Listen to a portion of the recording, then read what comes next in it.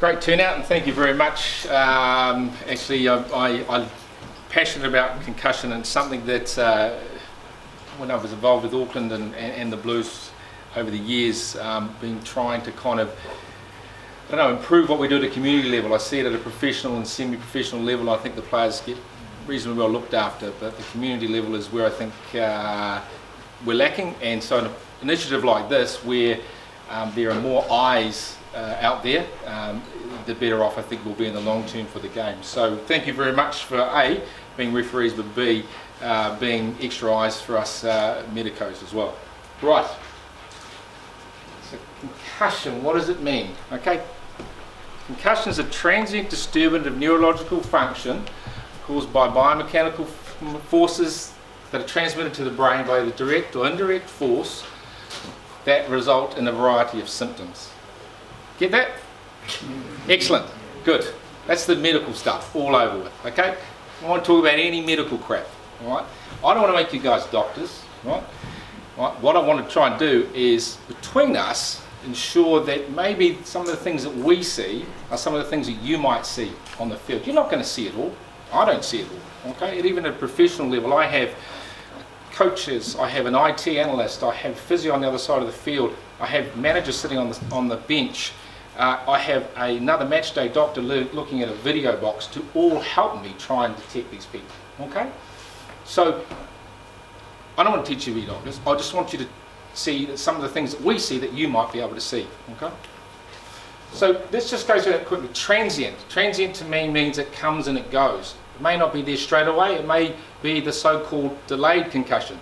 No such term, the person was concussed, it's just the symptoms are delayed. We won't see it for a little bit of time. But transient means it generally goes away. Okay? Neurological function. The key to that sentence is function. It's the way the brain works. So we run these people through a scanner and we don't see anything, because scanners pick up the brain structure. We have a bleed into the brain or a tumour that sort of compresses the brain, we can see that, okay?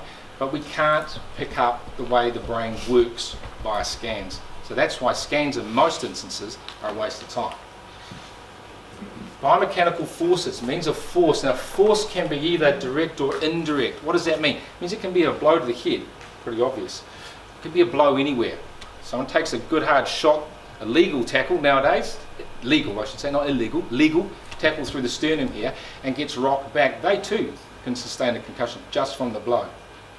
Okay? So it doesn't have to be a whack to the head.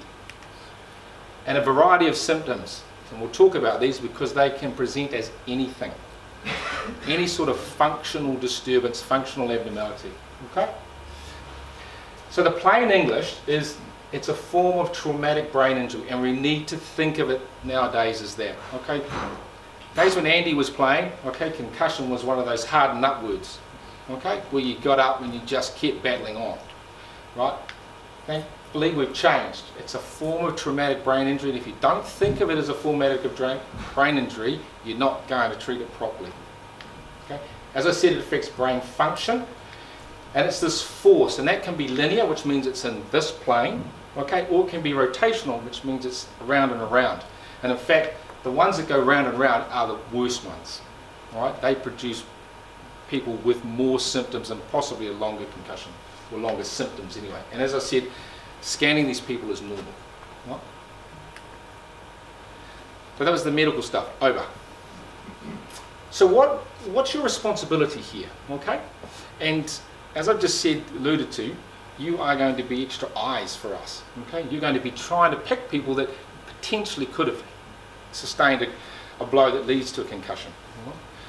So the New Zealand guidelines are the 5 R's, and you may or may not have heard of these, hopefully you have. Recognise, remove, review or refer to a medical person, recover and then return to play. Okay? Your part is in these two, the first two bits, the first 2 R's. Okay? That's what the blue card's designed to do. Recognise these people, remove them from the field of play. Okay? Once you do that, you will then trigger a whole cascade of events which will help us. Right? They will be removed. They have to be reviewed by a medical practitioner, a doctor. Okay? They're going to have a monitor recovery, and these are the things that we monitor. We monitor how they're feeling, we do some tests on them, and we test their brain function. Neurocognitive testing is the testing their brain function. Because as I've already said, it's a function problem with the brain, not a structural problem. And then we have a graduated return to play, okay, with the medical clearance at the end before they start back contact training. So by you doing this part here, it's going to help us do the rest of this part, okay? And it's going to lock these people in to make sure that they have the appropriate management, okay? So what are you going to see? What are they going to present with? We said headache. So the dizziness may be the room spinning, and they may stand there looking a little off balance, and oh my gosh, the eye's not focusing properly. The pressure in the head, so they often may clutch the head, and these are just little signs that we look for. Okay? These ones are quite obvious. Blurred vision, they may not be focused. You may see them, you may not know them at all, but you know if you look at someone if they're got eye contact with you, or if they seem to be just dazed. Okay? They're slow to get up off the ground. They make a tackle, they get hit. Now most people will bounce back up, but these people are slow, right? They may be unsteady getting back up, but certainly very slow. And they just look unwell. And that's my key message, okay? That the player looks and feels terrible. And everybody's had children, right? You all know when your kids look unwell and they look terrible. Well, these people, kids, adults, are going to be exactly the same. And some of the things we do at the moment at professional level is obviously called a head injury assessment, or the head bin, or whatever you want to call it. And part of that is for me to try and see players who potentially have been concussed. Okay? When I first started doing this job, there were 5 reasons. If a player had one of these 5 things, it meant that they were concussed and they were removed permanently from the field. Okay? There are now 11 of these things, and we're going to go through some of them with some videos. But these are the things in which, if I see it, I don't have to do any testing. Okay? The player's being concussed because they're presenting with these sorts of things. The posturing, having a convulsion, we've already said loss of consciousness, about 10% of people. Suspected loss, they're just not moving on the ground. Balance disturbance, we call it ataxia, so they wobble, right? They don't get up straight away. They're clearly disorientated, they look dazed, they're confused, there's a behavioural change in them. These things are where their eyes flick back and forth, okay? Or they've got another obvious facial injury. Right? So they may have a big whack and cheek swollen up from a potential fracture. But these are the things I think you'll be able to see. I'm going to show you on the video. Majority of them will present pretty much immediately, pretty quickly. Okay, the so-called delayed concussion ones are unusual, and it's not it's a small percentage of those people who've been concussed. Most of these are going to present straight away. Okay, there's no sound. Okay, I hope you can see us. Sorry. Everybody who's old like me will recognise this. Okay, so in the third play, and this is called posturing, and you watch when he falls, his arms stay up in the air. Nobody ever falls with their arms up like that. Our first instinct is to protect our head. Okay, bang, there he goes, arms in the air. Right, nobody falls like that who's not concussed. Right, then we flick back to him, and you'll see him shaking. Horrible, and looks scary, but it's part of being concussed. The brain has an outpouring of electrical activity. Alright? So that's quite obvious, isn't it? Right? You see that. Right? He's concussed, he's getting the blue card, he's also going to hospital. Okay? This is what we call ataxia. Okay? And we said that that's an unsteadiness on the feet. So it's the red number 7. Oh, look at him try and get up. Oh, hang on, a bit wobbly. Oh, staggering. And when he gets back in line. Now watch the tackle here. No control on his head. Boof. Okay? So most people in a tackle, right, if they're falling, will look to protect their head. The key is people who may have sustained a concussion will not protect their head. They will just fall ragdollish to the ground. Okay? And they're being concussed in the tackle, not when they hit the ground. So this is what we talked about being dazed, right? This guy, his eyes are glazed over. The guys are talking to him, but oops. Sorry. He really doesn't know. Right? He's not really looking at it. He's thinking, where the hell am I? Taking some time to focus. And then he starts to come around and he starts to verbalise to the medical staff, right? The trainers that are there. Yep. So he just starts to nod as he's starting to talk. But before that, he really didn't know at all. Okay? He's just not engaged. His eyes are everywhere. He's not focused on what we're doing. You're talking to him and he's just kind of away like that. Right? They're clearly confused, clearly dazed. So as he makes the next tackle. Right.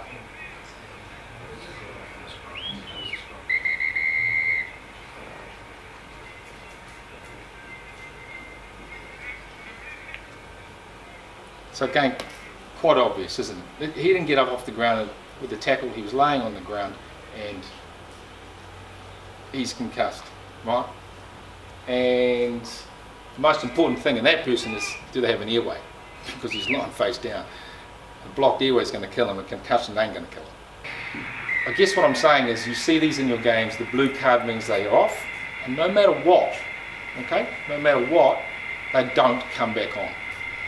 Right? The HIA process, the head injury process that I talked about, it operates at a professional level only.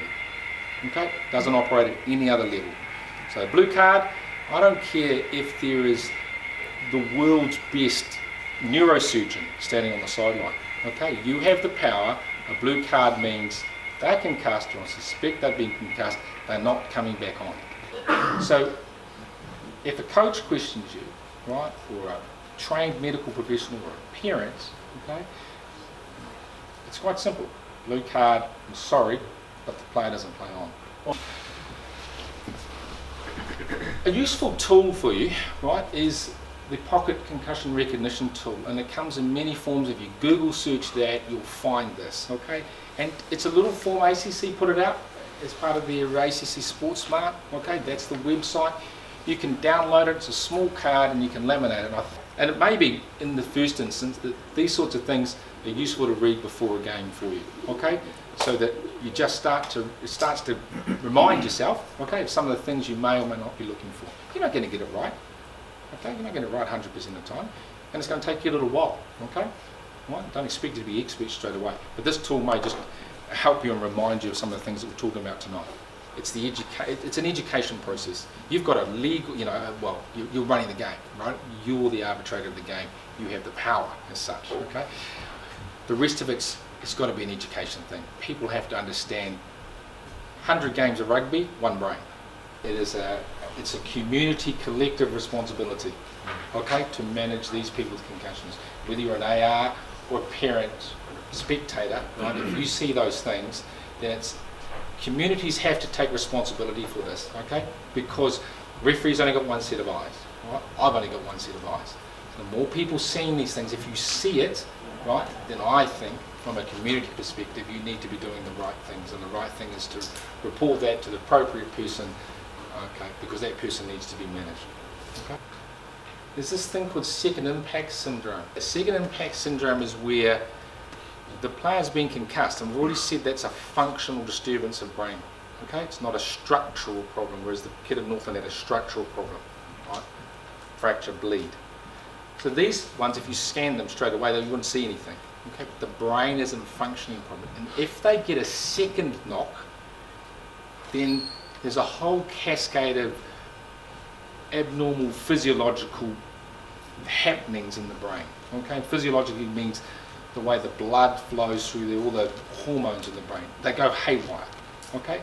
And when they go haywire, it's disastrous. These people die, okay? And we didn't know about it for medicine. We thought about it for medicine for a long time, and people debated it. Some people said, yes, it's there, and no, it's not. Well, it's now, a coroner has termed it as his first case was in 2013. It was a schoolboy rugby player in Ireland who died of second impact syndrome. So it's now a legal entity via a coroner, and it happens, okay? So why are we worrying? We want to stop this. It's unusual, but you need to see one, and one's bad enough. Okay? We also know that these people, I say kids, but people continue to play, then they're at much higher risk of injuring something else because they're a drunk person. We've already said that. So they get in the wrong place, they're uncoordinated, they get their head in the wrong place again. They may have a C-spine injury, they dislocate their shoulder, they break a leg, right? They rupture a ligament in the knee. Right? This is not so big for me, but the coaches are really worried about it. So the coach comes to you, right? You can always use this, right? That player is going to perform badly. Again, it's the drunk person. They don't function that well, right? I don't care if it's your star player, right? Your star player is going to be useless if they're concussed, right? Because they're drunk, right? No matter how good they are, they ain't going to perform properly. And we know that if we leave these people on the field, they take much longer to recover. If we get them off straight away, they do better. If you leave them on and they continue to play, right, then they do worse. Okay? So we're actually helping them get back on the field quicker. So this is the pendulum. This is my pendulum. The pendulum sits in the middle here. The pendulum's going to swing. Okay? And it's going to swing. You guys are going to be the gatekeepers of that, and it's going to be scary, and you're going to overcall it. Right? And is that a problem for me? No. I don't think so. Right? Over time, as you get better and you get more experience and you recognise stuff as you go through, the pendulum will come back and it'll sit in the middle. Okay? So I'm quite happy if you have what I would call false positive cases. You think they're concussed and they come to me and I go, actually, I don't think you have been, and we return them to play having done the medical process. I don't mind that. One game of rugby, right? One brain, only miss one game, not a biggie for me. Okay? So I think the pendulum is going to be swung in that direction. Okay? As a rule of thumb, and this is on the NZRU guidelines, is if you're under the age of 19, there is no way you can get back to play within 3 weeks. It's the 4th week in which you can play. Okay? If you're over 19, it's the 3rd week in which you can play. Okay? And the key there is if anybody questions you about, they say, well, why don't we just do the card test and then we'll see if they've been cussed and get them back. That's professional rugby only, right? Not to be used. Don't even enter any discussions. Right? And that's it from me. I hope that that's simple. Okay, it's by no means complete, and I don't expect you to be world authorities or get everything right from here. But hopefully, it gives you a little bit of a base to work from. Gives you some of the information through the cards you can go and look at. Okay, and you can kind of understand when you do the blue card, when you issue the blue card, the process that's going to happen after that.